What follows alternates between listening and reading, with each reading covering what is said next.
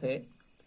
दोस्तों, आज हम कक्षा 6 की NCERT की जो सामाजिक विज्ञान की बुक है उसी से संबंधित आपको आजकल पढ़ाया जा रहा है। तो आज कक्षा 6 की सामाजिक विज्ञान का दूसरा लेसन आपके सामने है, हमारा अतीत। उससे संबंधित जो क्वेश्चन हैं कक्षा 6 के बच्चे भी फोकस इस पर करें, और जो कंपटीशन लेवल की तैयारी कर रहे हैं वो बच्चे भी इस पर फोकस करें। तो ज़्यादा बातें ना करते हुए हम टॉपिक की शुरुआत करते हैं।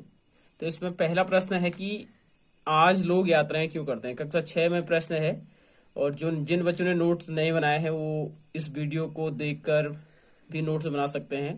तो आज के लोग व्यापार क्यों करते हैं। तो जैसा कि आप सब जानते हैं, व्यापार करने के लिए सर्वप्रथम वो यात्राएं करते हैं व्यापार करने के लिए, दूसरा पर्यटन स्थलों की सैर करने के लिए, तीसरा सम्मेलनों में भाग लेने के लिए, चौथा रिश्तेदारों से मिलने के लिए, पांचवा नौकरी करने के लिए, छठा समारोह में भाग लेने के लिए। कक्षा 6 के बच्चे खासकर ध्यान दें। उसके बाद दूसरा, अतीत के बारे में हम क्या जान सकते हैं। ठीक है, बहुत इंपॉर्टेंट है।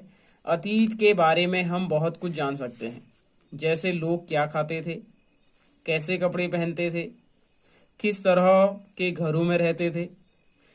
हम आखेटकों, शिकारियों, पशुपालकों, कृषकों, शासकों, व्यापारियों, पुरोहितों, शिल्पकारों, कलाकारों, संगीतकारों या फिर वैज्ञानिकों के जीवन के बारे में भी जानकारी हासिल कर सकते हैं।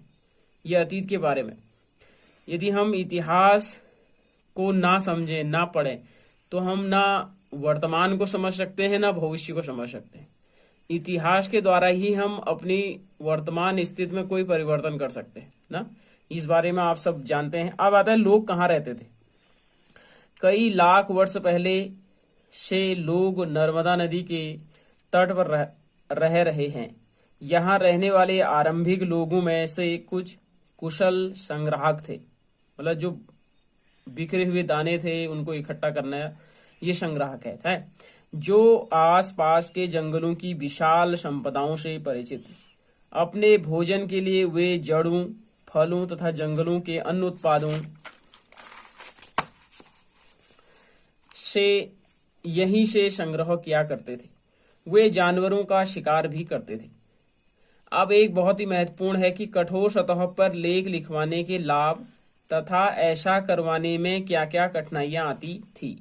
ठीक है, कठोर सतह पर लिखी गई बातें कभी मिटती नहीं हैं, वे युगी युगों तक यथावत बनी रहती हैं। कठोर सतह पर लिखी गई बातों के माध्यम से ही हम अपने पूर्वजों के बारे में जानकारी प्राप्त कर सकते हैं। कठोर सतह पर लिखवाने में बहुत सारी कठिनाइयां आती होंगी, जैसे इस कार्य हेतु विशेष औजारों व शिल्पकारों की आवश्यकता होती होगी। लिखते समय शिल्पकारों की उंगलियां घायल हो जाती होंगी। साथ में इस कार्य के लिए शिल्पकारों का शिक्षित होना भी जरूरी होगा। एक नोट्स है कि सहायक नदियां उन्हें कहते हैं जो एक बड़ी नदी में मिल जाते हैं। जैसे सिंधु नदी की सहायक नदियां हैं झेलम नदी, चिनाब नदी, रावी नदी, ब्यास नदी। तो ये प्रश्न आया है कि सिंधु नदी की सहायक नदियों के नाम बताइए। अब एक नोट्स और है कि गंगा और सोन नदियों के संगम के आसपास के क्षेत्र को प्राचीन काल में मगध, वर्तमान बिहार के नाम से जाना जाता था। ठीक है, ये प्रश्न आया है कि सोन नदी और गंगा नदी के संगम का क्षेत्र, उसे पाटलिपुत्र इसको कहते हैं, लेकिन मगध वर्तमान बिहार में है। अब आता है कि हमारे देश का नाम, भारत का जो अन्य नाम है, ये कक्षा 6 की किताब का एक महत्वपूर्ण बिंदु है। ये बहुत बार प्रश्न आया है कि भारत देश के अन्य नाम बताइए।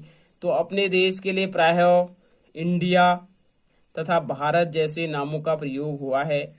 इंडिया शब्द इंडस से निकला है, जिसे संस्कृत में सिंधु कहा जाता है।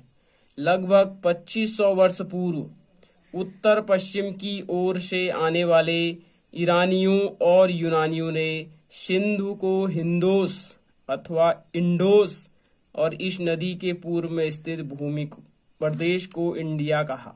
ठीक है, अब आता है कि भरत नाम का प्रयोग उत्तर पश्चिम में रहने वाले लोगों के एक समूह के लिए किया जाता था। इस समूह का उल्लेख संस्कृत की आरंभिक कृत ऋग्वेद में भी मिलता है। बाद में इसका प्रयोग देश के लिए होने लगा। मतलब भरत के नाम से ही भारत का नाम भारत पड़ा।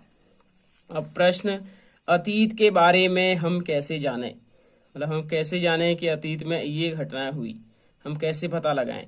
तो अतीत की जानकारी हम कई तरह से प्राप्त कर सकते हैं। इसमें से एक तरीका अतीत में लिखी गई पुस्तकों को ढूंढना और पढ़ना है। ये पुस्तकें हाथ से लिखी होने के को पांडुलिपि कही जाती है। जो हाथ से लिखी हुई चीजें हैं पांडुलिपि। और अगला टॉपिक हमारा है पांडुलिपि, बहुत इंपॉर्टेंट है, इस पर जरा फोकस करें। अंग्रेजी में पांडुलिपि के लिए प्रयुक्त होने वाला मैन्यूस्क्रिप्ट शब्द लैटिन शब्द मेन्यू, जिसका अर्थ हाथ से निकला है, अर्थात पांडुलिपि हाथ से लिखी हुई होती है, जो प्रायः ताड़पत्र पर लिखी जाती थी। हिमालय क्षेत्र में उगने वाले भुर्ज नामक पेड़ की छाल से विशेष तरीके से तैयार भोजपत्र पर लिखी मिलती है। ये पांडुलिपियां मंदिरों और विहारों में प्राप्त होती हैं। इन पुस्तकों में धार्मिक मान्यताएं व व्यवहारों, राजाओं के जीवन, औषधियों तथा विज्ञान आदि सभी प्रकार के विषयों की चर्चा मिलती है। अब प्रश्न आता है अभिलेख। पत्थर अथवा धातु जैसे अपेक्षाकृत कठोर सतहों पर उत्कीर्ण अक्षरों को अभिलेख कहते हैं। ठीक है। कभी कभी शासक अथवा अन्य लोग अपने आदेशों को इस तरह उत्कीर्ण करवाते थे ताकि लोग उन्हें देख सके, पढ़ सके तथा उनका पालन कर सके। ठीक है। तो अभिलेखों को राजा क्यों लिखाते थे? कि लोग उन्हें देख सके, उनकी यदि उन्होंने युद्ध के बारे में लिखा है तो युद्धों की चर्चा उनके बारे में सुन सके, जिससे अन्य, तो ये अभिलेख के बारे में चर्चा हो गई। अब बात होती है अतीत की वस्तुओं का अध्ययन करने वाला व्यक्ति पुरातत्वविद कहलाता है। पुरातत्वविद किसे कहेंगे? अतीत की वस्तुओं का अध्ययन करने वाला व्यक्ति। और इतिहासकार किसे कहेंगे? इतिहासकार उन्हें कहते हैं जो अतीत का अध्ययन करते हैं। दोनों एक समान ही हैं। अब आता है कि क्या पुरातत्वविदों को बहुधा कपड़ों के अवशेष मिलते होंगे? पुरातत्वविदों को कपड़ों के अवशेष कम ही मिलते होंगे, क्योंकि प्राचीन समय में सूती कपड़ों के अधिक चलन के प्रमाण मिलते हैं।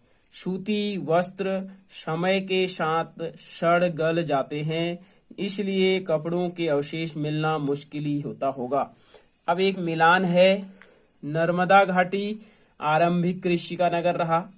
मगध पहला बड़ा राज्य। गारो पहाड़ियां आखेट तथा संग्रहण। सिंधु तथा सहायक नदियां जो है प्रथम नगर इसको कहा गया है। प्रथम नगरी क्रांति मैंने पढ़ाया है। गंगा घाटी लगभग 2500 वर्ष पूर्व यह नगर के क्षेत्र में आया। अब तिथियों का मतलब आप लोगों को समझना है। अगर कोई तुमसे तिथि के विषय में पूछे तो तुम शायद उस दिन की तारीख, वर्ष, जैसे कि 2000 या इसी तरह का कोई और वर्ष बताओगे। वर्ष की गणना ईसाई धर्म प्रवर्तक ईसा मसीह के जन्म की तिथि से की जाती है। भारत में तिथियों के इस रूप का प्रयोग लगभग 200 वर्ष पूर्व आरंभ हुआ। अंग्रेजी में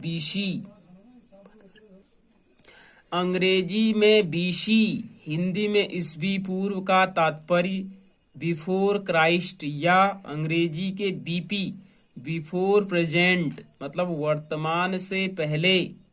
ईसा मसीह के जन्म के पहले की घटनाएं बहुत महत्वपूर्ण है कि बहुत सारे बच्चों को इसके बारे में नॉलेज कम होगी। कहीं कहीं आप ईस्वी पूर्व देखते हैं तो ईसा मसीह के जन्म के पूर्व की घटनाएं बीसी या ईस्वी पूर्व कहलाती हैं, और ईसा मसीह के जन्म की घटनाएं, ईसा मसीह के जन्म के बाद की घटनाएं ईस्वी कहलाती हैं, जिसको हम एडी कहते हैं। ईस्वी, एडी, एनो डोमनी। ठीक है। एडी का मतलब पूरा होता है एनो डोमनी नामक 2 लैटिन शब्द से बना है। एनो डोमिनी 2 लैटिन शब्द से बना है तथा इसका तात्पर्य ईसा मसीह के जन्म के बाद की घटनाएं हैं।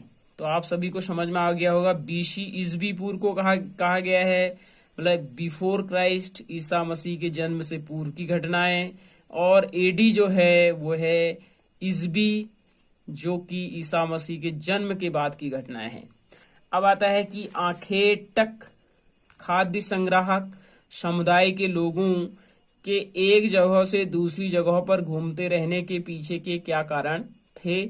तो बहुत ही महत्वपूर्ण है, अगर वे एक जगह पर ज्यादा दिनों तक रहते तो आसपास के पौधों, फलों और जानवरों को खाकर समाप्त कर देते थे। ठीक है।